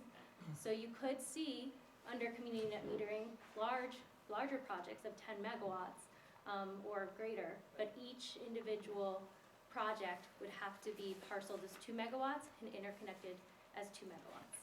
So that is something also to keep in mind when you're thinking about community net metering. and how, or community distributed generation, community solar. Lots of different terms, but same, same type of project. Hold on, if you And don't Manna, mind. just one thing on the zoning. A lot of zoning codes are taking it a different approach, which includes the Columbia model, where they regulate everything from 10 kilowatts per hour or less differently than everything larger. So what we're seeing is a typical approach is that the smaller scale systems are defined as accessory uses to a primary use, which may have a variety of legal and tax implications if you treat it as an accessory use versus a principal use. So the smaller are defined as accessory uses. Above that scale, it's the primary or principal use of property. Thank you. Couple assessment questions.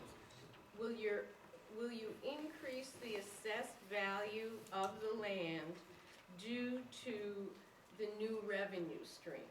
So this is a revenue stream rather than a property value, but I'll let our tax experts. Well, that's one component that would affect the value, would be the revenue being generated for the rental of the land. And then the other part of the valuation issue would be how much is the solar array panels themselves, how much does that add to the value? So there's two, and they, as assessors, we're still learning, on a learning curve ourselves. We actually have a class being held April 20th over in Walk Hill, and appraiser coming down from upstate who's giving a training session so that we can kind of get the two could be combined into, one, look at them as combined, but either you're going to have an increase in your assessment because of the revenue stream and because of the solar arrays themselves. Thank you. Could I just add that I believe that if there is an increased assessment on the land, that would also qualify for the 487 exemption, which again doesn't apply to special district taxes, so there is a bump in taxes, but most of them are exempt. Can you give me another example where you tax differently based on the revenue generated by property? I buy the IBM buildings, I no longer make computers, but I make cars instead, and they make more money, you can tax me different. I don't understand the justification for taxing them based on that. It's the income approach to value. Yeah, but where else do we do it? In every form of commercial property, and this is a conversion to So commercial when the beer use. store goes out of business and they make something else, they do 10 times the revenue, you assess that property differently? It's based on the Well, income stream. We value real estate, we don't value businesses, so. But that's what this is a business, this is not property, this is a business. Well, but the real estate is generating revenue. Yeah, we're not talking about the revenue generated by the utility company, we're talking about revenue to the landowner for the lease. Talking about the amount of rent, it's Yeah. the rent, not the production of electricity, it's the basis Right. of the valuation. So when I raise the rents on my apartment buildings, you raise the tax assessment? Excuse me, what was it? I didn't hear- what was it? We're gonna go in circles. Okay, so this is a question that I think is actually talking about the investment tax credit.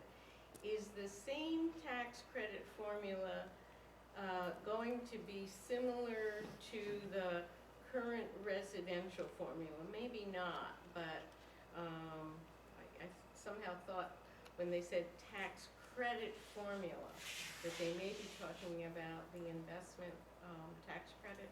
Anybody want to try to? Yeah, that's Handle not real property tax. Right. Right. In New York, there is a tax credit for residential solar PV Oh, systems. yes. Maybe that's what it's relating to. Right. But that's only for residential systems, and so a large-scale system wouldn't qualify for New York State's tax credit, but it still would qualify for the federal tax credit. But there is also a distinction where the investment tax credit, which has been extended both for residents and businesses, does not apply to municipalities. Right. And so that's another distinction. There's a lot of distinctions and a lot to learn. but I appreciate the fact that all of you are coming out to try to wrap your minds around this, because it's going to be happening, and if we don't participate, it may not happen in a way that's as fair and beneficial in the long term. Tax consequences. Solar farming is harvesting of solar energy. Why is the equipment not classified as ag equipment? I think, again, that's mixing up two very different uses of the word farming, resulting in no tax consequence. Anybody want to comment on that, or? And then somebody asked to define a parcel, because I think you were talking about there could be 5 parcels of 2 megawatts each, totaling 10. I believe for each parcel, it needs to be deeded separately Okay. with your local government. And so as long as it's deeded, then that would qualify as a parcel. And so if you wanted to separate your property out, you would So- need new deeds. Yeah. We have one last question in writing, unless there's some more, but I would ask if people do want to ask a question, to please come around and just come over here so you have access to the mic, so that that works for video, not just shouting it out from your seat. The last question actually is about Citizens for Local Power. Are the solar sites for Citizens for Local Power subject to an increase in taxes, or are they tax exempt? And I just want to say, Citizens for Local Power is a 501c3, so their revenue, once their 501c3, I don't know, has it been No. finalized We yet? don't have that. It's still in We're a application. registered nonprofit. But we're And- essentially volunteer. But Citizens for Local Power is not actively developing solar systems. They're providing information, they're helping people to know how to develop these systems. Maybe someday they will, but right now that is not what they're planning to do. You want to take that? I just wanted to remedy an oversight before, because I failed to point out that there is in the room someone else who's actually developing such a project, and that's Azrael Alain, who's in the back of the room over there, and I didn't Yes. see him when I was talking. If there's anybody else who's doing that here, they should make themselves known, because there might be people here who want to talk to you about it. And Thank you. Azrael, if you would stand up, he's over in the corner. And Azrael is developing community solar that will be on the Jockey Hill landfill, or is proposed to be on the Jockey Hill landfill. Closed landfills are really good places to put large-scale solar, because you can't do very much else, and you don't want trees to grow on them. So we have probably a dozen closed landfills in Old Town and former city landfills throughout the county that, and brownfield sites are very good sites for large-scale solar. And on farms, there may be areas of farms that are rocky outcropping or open space that is not prime soil for farming. And so these are things to be considering. The other thing I want to say is that Citizens for Local Power has been stressing a system called community choice aggregation, where communities aggregate their purchasing power. But the purpose is not just to keep the costs down. With what they call the version 2.0, CCO 2.0, the purpose is sound energy planning. As we make a transition, we've been using fossil fuel for over 100 years. We've been using nuclear power for over 50 years. We're going to be using renewable energy. The federal government says so, the governor says so, the Public Service Commission says so. We're in the middle of a transition to a very active transition, as you can see, to distributed renewable energy generation, and that's coming on board. And I think the purpose of tonight's meeting and other meetings like this and the work that the PV trainers, NYSERDA and the PV trainers are doing is to help people prepare and make an orderly, logical transition. So, okay, from your experience, are companies willing to negotiate the terms of the lease, or do they present it as take it or leave it? Again, as I said before, anything I would have to say about that would be purely anecdotal. It's gonna depend. I'd rather not, cast a wide net as to the particular company that produced this sample lease or any other company. But again, I have heard from some landowners, I've heard from some attorneys in the field, but that's sort of as far as I'll go. Yes, I would like to make a comment about the solar collection on the farm. Please, and please introduce yourself. Hi, I'm Mike Athanas. I have a farm in Hyde Park, Dutchess County. This has been gnawing at me for years about the solar energy being taxed on a different permanent basis versus a plant that we put in the ground. Apple orchard people plant trees, vineyard people plant vines, berry people plant vines that stay in the ground for years and years and years. Those plants are not assessed differently than the gross product that the farmer is taking in. They're collecting sunlight, they're making a product, and we are selling it. Now, the solar panels are collecting sunlight. We're only receiving the rent from the solar panels. We're not receiving the cost or the money, the profit that the panels are generating. So I think, like the fellow said over here, we are landlords. We are not utility people. We are just leasing out our property to be used by somebody else. We're granting them a space. And on my farm, I have a lot of land that's not prime farmland. It gets wet, you plant a crop, it drowns, and you got weeds, you got brambles, you got trees growing on it. It's all open ground, it's just being ignored because I don't want to throw a lot of money into it and get very little back. It's how you make a big fortune in farming. You start with a small fortune, you start with a big one. But I see it, the Farm Bureau sees it as solar energy is a resource that we are capturing and reselling a product from it. And it's not something, we're not building the solar panels, the solar panels are not going to be in permanent foundations. They're going to be extractable. There's no permanent footings. They have a new process where they screw them into the ground, they can replace them in a heartbeat. So I'm on the side of the fence where any solar energy is not, I don't think should be a taxable item. It's here and we use it for a product. Thank you.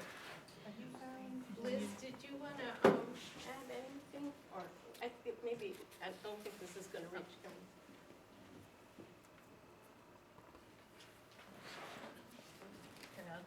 Thank you. Yeah, I was just gonna ask, because I know that you've been in discussion about potentially leasing on your farm. Yes. How have you found the negotiation process? Has it been, I found a company, other than this company here, that is quite reputable. And this contract, I would never sign something like that. That's pure scam. The people I'm talking to, don't even come near to that language. And there are other companies out there, and all the farmers in the audience should look for other sources of power companies or companies that want to put panels on your property. This Cypress Creek, I got that in the mail myself. I instantly threw it in the garbage because I knew it was total garbage. The company I'm with, they're offering twice the money that these people are offering. They only want to use the property that they're going to put the panels on. There's no other infringements on anything else on the property. They didn't talk about the rest of the property. They walked my property. They said, these are the fields we want to use. And they didn't talk about any of that other rip-off stuff, I'm gonna call it, in that contract. That is, you sign that contract, you cut your throat. So, I'm not a lawyer, so I can say that. so you know what parts of the property are going to Yes. be used. And I think what Steve was pointing out is that they have carte blanche in that particular lease. And that was the main purpose of tonight, was to help people understand that if you start getting an offer or know of somebody who gets an offer, to please have them take it to their lawyer and don't sign anything until you've really read the fine print. Dave? I'm just going to note, there is another example that's active in Orange County. We have an operation called Five Spoke Creamery that's in the town of Goshen. He's gone through all this. The operation, solar array's been up for, I don't know, Kate, a year and a half. It's a little bit unique, and therefore I want to offer it as an example. He actually owns the operation. He took advantage of a set of financial incentives, as well as PACE financing, a property assessed clean energy financing, which is available now in Ulster County. I don't know that am I preemptive in saying it's available?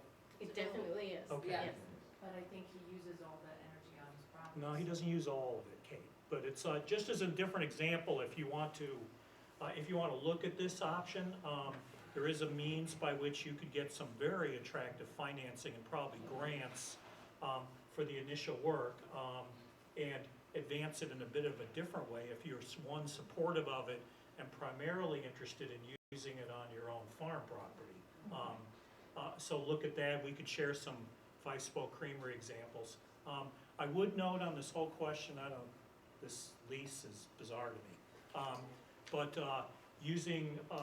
rifting off the example, which is fairly active right now, of farmland preservation. Those of us that have been active in those applications, there's typically a development area that's drawn, and it's narratively descripted, meets and bounds. It's also an exhibit in the agreement.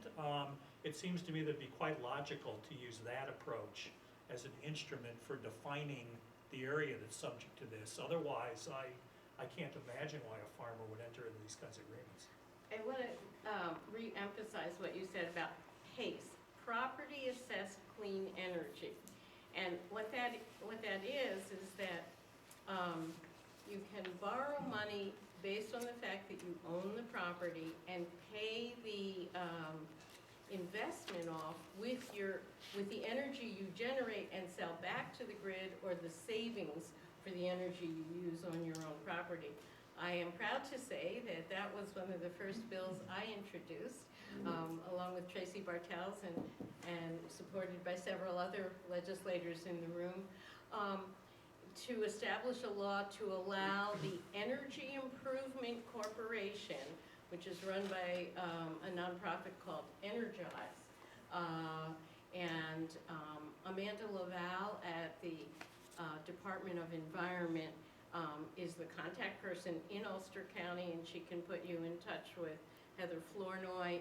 So there are other financing mechanisms available. And I also want to acknowledge, I got a very nice note that there is a developer in this room that came to hear the concerns and to be able to incorporate those into future negotiations. And we're just about out of time, but I'd like to ask if, first I'd like to ask Max if he has, if you want to grab a mic, if there's any final comments you haven't had a chance to say anything, and I want to be sure to include you.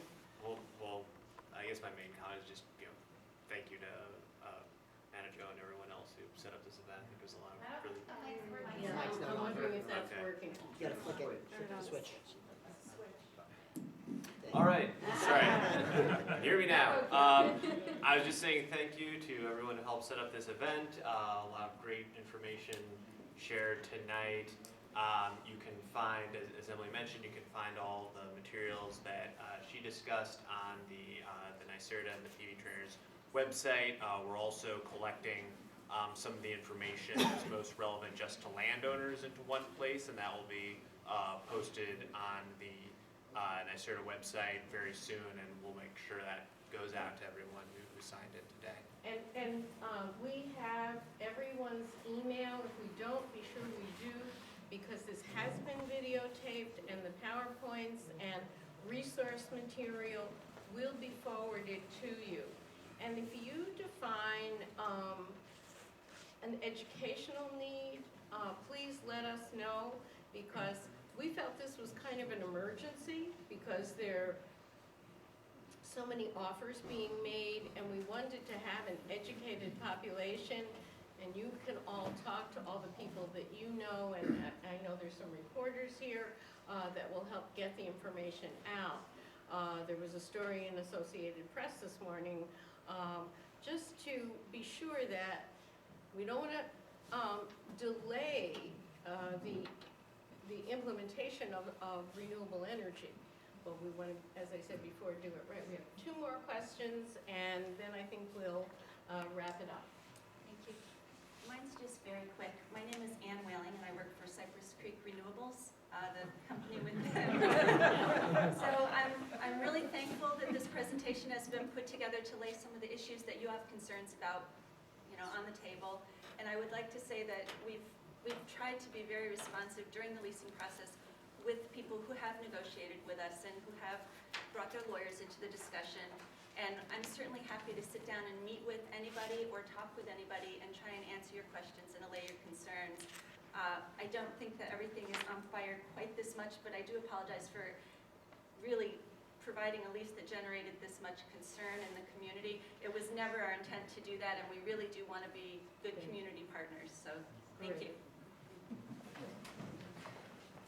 Dave and Susan have been speaking about alternatives as well, and there is a program that is active in Ulster County and in Dutchess County, and it is called Solarize Hudson Valley. It is a NYSERDA program. They are active all around the state of New York, and a week from tonight at a business in Saugerties called Total Tennis, there will be another community workshop, informational session, and it is largely focused on the financing that Dave mentioned, which is property assessed clean energy, and it is for businesses. So this is for a commercial application, small business to medium-sized business. If you're interested in that, then the information is on our website, and that's solarizehudsonvalley.org. Thanks. And there's another one this Sunday, the 10th, up at Mohawk Mountain House.